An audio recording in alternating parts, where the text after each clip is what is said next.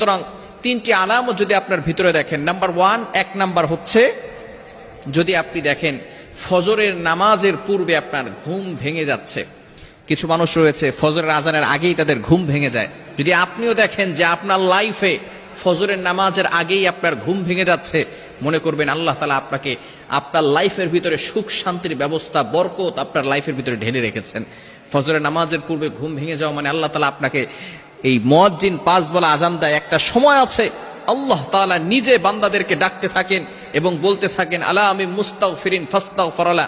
বানিয়ে বলছি না, বুখারী শরীফের হাদিস রয়েছে, সহিহ বুখারীর ভিতরে রয়েছে।